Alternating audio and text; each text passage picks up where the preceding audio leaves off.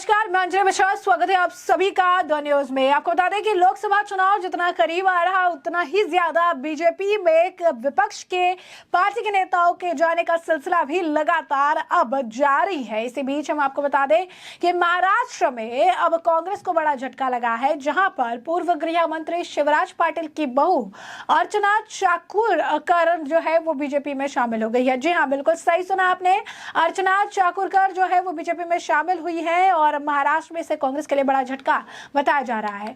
कांग्रेस के कद्दावर नेता और पूर्व गृह मंत्री शिवराज पाटिल की बहू अर्चना चाकूरकर ने बीजेपी का दामन थाम लिया है। बीजेपी ऑफिस में आज यानी 23 मार्च को उनकी ज्वाइनिंग हुई है। फडणवीस और बावनकुले की मौजूदगी में उन्होंने पार्टी ज्वाइन की है। फडणवीस ने यानी देवेंद्र फडणवीस ने इस मौके पर कहा कि आज खुशी की बात है कि अर्चना जी बीजेपी ज्वाइन कर रही है। उन्होंने कहा कि अर्चना पाटिल का 30 साल का सामाजिक काम था, राजनीति में नहीं थी। वहीं फडणवीस ने जानकारी दी कि हम लोग 5 से 6 साल से चाह रहे थे कि वे बीजेपी में शामिल हो जाए।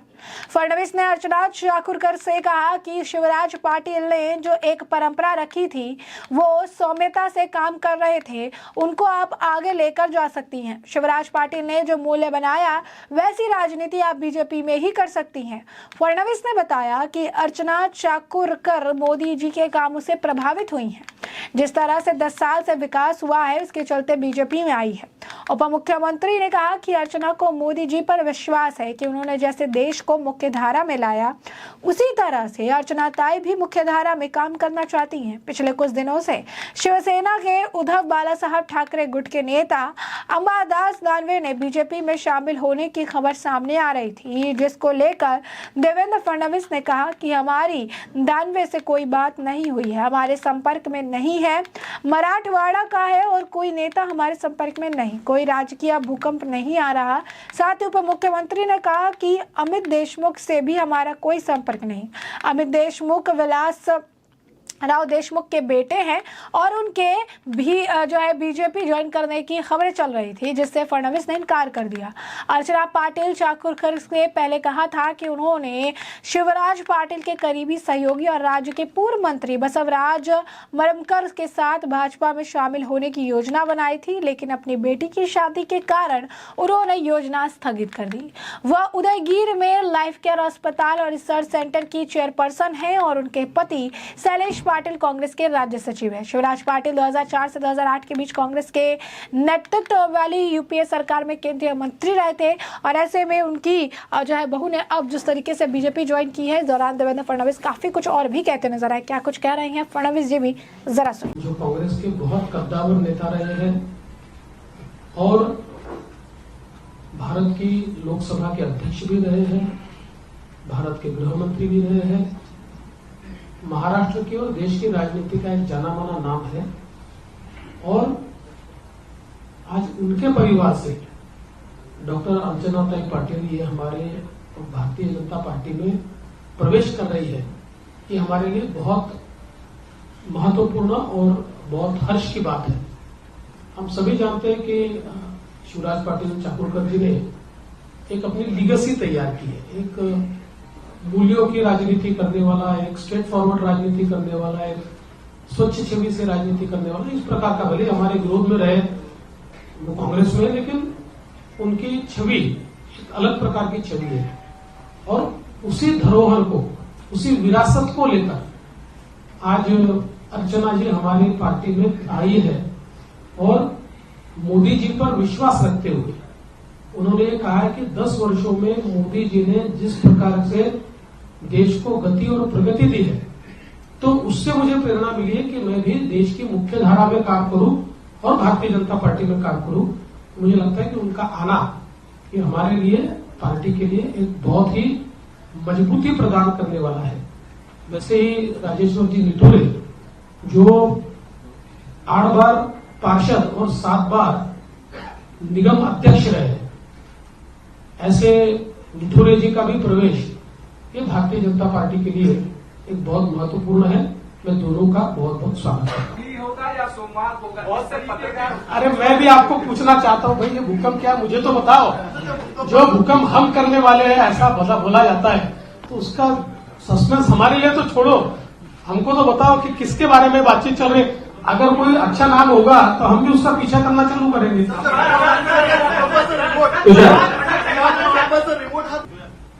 कहीं से भी मेरे संपर्क में अमित देशमुख नहीं है, उनके भारतीय जनता पार्टी के प्रवेश की कोई चर्चा नहीं है। मुझे ऐसा लगता है कि देखिए, कोई हमारा विरोधी भी है तब भी उसको बिना कारण के संशय के घेरे में लाना ये ठीक राजनीति नहीं है। तो जैसा कि आपने सुना कि फडणवीस जो बता रहे हैं कि आखिर अर्चना ने ये फैसला क्यों लिया है और क्यों जो है बीजेपी में वो ज्वाइन हुई है। कई सारे सवालों के भी जवाब वो देते नजर आए। कांग्रेस को झटके को लेकर भी काफी कुछ वो कहते नजर आए। यही नहीं, बीजेपी ज्वाइन करने को लेकर अर्चना जी का भी क्या कुछ कहना है, एक बार सुन लीजिए। मैंने बीजेपी ज्वाइन की है, कोई वजह नहीं, मुझे काम करना है। मैंने 30 साल सामाजिक क्षेत्र में काम किया, अब मुझे राजनीतिक क्षेत्र में काम करना है, यही वजह है बस। मैंने कांग्रेस में कोई आधिकारिक तौर पे काम नहीं किया है, तो मैंने कोई छोड़ के नया कुछ नहीं किया है। ये मेरा श्री गणेश है आज पहली बार।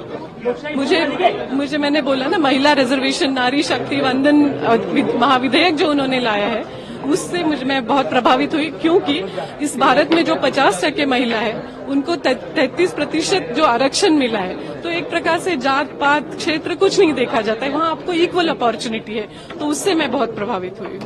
तो जैसा कि आपने सुना, यहाँ पर अर्चना जी जो है बता रही हैं कि किस तरीके से राजनीति में आने के बारे में उन्होंने नहीं सोचा है। उन्होंने कहा ये पहली बार जो है वो राजनीति में कदम रख रही है, राजनीति में कदम रखने का उनका श्री गणेश है। उन्होंने कहा कि बीजेपी जो है ज्वाइन की है उन्होंने कहा कि बहुत ज़्यादा जो नारी शक्ति वंदन जो अभिनव है, उसने जो प्रधानमंत्री नरेंद्र मोदी लेकर आया उससे काफ़ी ज़्यादा प्रभावित हुई है वो, और ये औरतों को इक्वल अपॉर्चुनिटी जो है देता है, जिससे प्रभावित होकर वो बीजेपी में शामिल हुई हैं। अब ऐसे में आपको बता दें कि उत्तर प्रदेश के बाद महाराष्ट्र संसद के निचले सदन में सबसे ज़्यादा सांसद चुनकर भेजता है। महाराष्ट्र अपनी राजनीतिक विविधता और महत्वपूर्ण चुनावी प्रभाव के लिए जाना जाता है और यह राष्ट्रीय राजनीति में एक महत्वपूर्ण भूमिका निभाता है।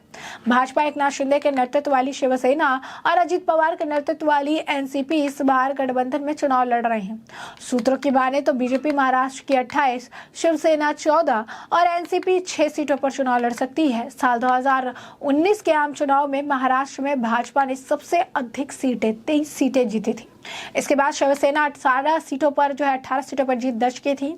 महाराष्ट्र में लोकसभा चुनाव 5 फेज में होंगे, वहीं 4 जून को परिणाम सामने आएंगे। बता दें कि महाराष्ट्र में लोकसभा की 48 सीटें हैं और 2019 के चुनाव में बीजेपी ने इन 48 में से 23 सीटें हासिल की थी, तो शिवसेना ने 18 सीटें जो है अपने नाम की थी।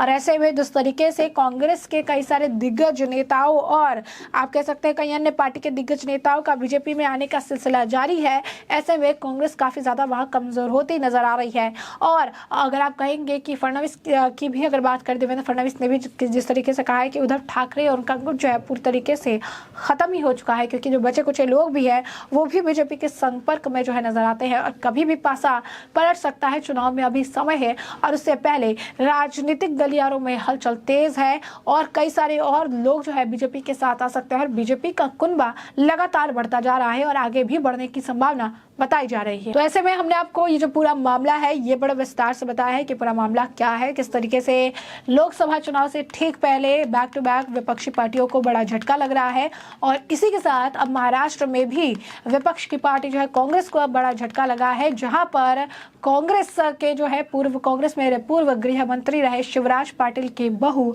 अर्चना चाकुरकर ने बीजेपी जो है ज्वाइन कर ली है। तो ऐसे में हमने आपको जो पूरा मामला है ये बड़े विस्तार से बताया है कि ये पूरा मामला क्या है और अब इस पूरे मामले पर आपकी भी जो राय हो हमें कमेंट सेक्शन में कमेंट करके जरूर से जरूर साझा करिएगा। धन्यवाद।